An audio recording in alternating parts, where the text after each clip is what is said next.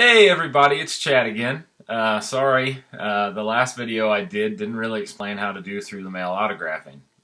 That's what this video is for. I kind of put the cart before the horse. I guess I was too excited to get started. The first thing I would suggest is picking the players you would like to send to. Some people send one, through the mail a week. I personally try to do 5 a week, and I send those out on Thursdays or Fridays.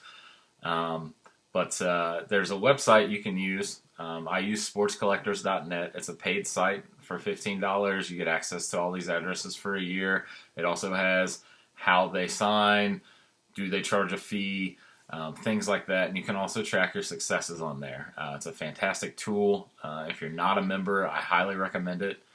But once you've figured out who the person is you want to send to, writing the letter is the next step. You write your letter. Mine's simple. I keep it really simple. It's not a, hey, will you sign my baseball card? Thanks. Throw it in the mail, and that's that. No, I take my time. Typically, I only write to players that I know or I like, or obviously, if they played for the Reds, I would like to get their autograph either way. But it's a, dear so-and-so, I'm a huge, fan. I collect autographs through the mail. It's one of my hobbies. I've included a couple cards. If you get the time, I would greatly appreciate you signing these. Ask a couple questions if you're interested. If you know a funny story about the player, you can always bring that up as well. One of the questions I always ask is, what was your most memorable moment in the major leagues? That usually gets a pretty cool response from a lot of guys, and you'll learn quite a bit from the guys. Once you've got that, I don't send more than 3 cards out. I think it's a bit overkill. I don't know why you would need 15 cards of one player signed. I collect with my son. If I write a letter, and he's interested in that player, then I'll send a card and ask him to personalize it to my son, personalize it to me, because honestly, I think personalized cards are a lot cooler, because the player that you're writing to knows that you're probably not going to get rid of the card. Sorry, technical issues with the computer. Looks like we're good though. Anyway, thanks again for your time. God bless. I wrap my cards up in the envelope.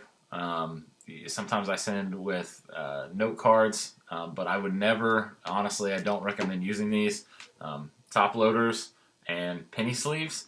If you're sending to an older guy, chances are they're just going to open your card, take it out of that, and sign the sleeve, and then you don't get your card signed, and you wasted stamps.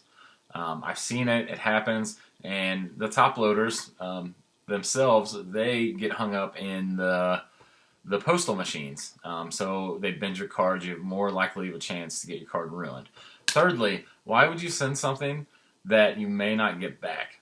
You are taking a risk when it comes to through the mail autographs. I don't send anything that I can't replace. I've sent several rookie cards. I've sent cards from the 60s, 50s, and hopefully they come back. If they don't come back, hop on eBay, spend a couple dollars, and that's how that works. But I'm going to wrap this video up pretty quickly. Once you get that self-addressed stamped envelope, I wrap it around my letter, throw it in an envelope, address it to the player, drop it in the mail, fingers crossed. The biggest thing, though, remember, always thank them. The player doesn't have to do that, especially if you're sending to a current player. They've got bigger things to worry about than signing your baseball cards or anything like that. I'm always grateful when I get something back.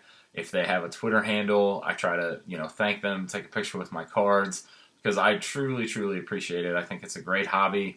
It's fun. It's cheap. It's easy. It's cool to do. If you have any other questions, need help, or anything like that, message me on YouTube. You can follow me on my Twitter at ChadOMGibson. I'm very accessible, and I'd love to help you get started. Thanks again for watching, guys.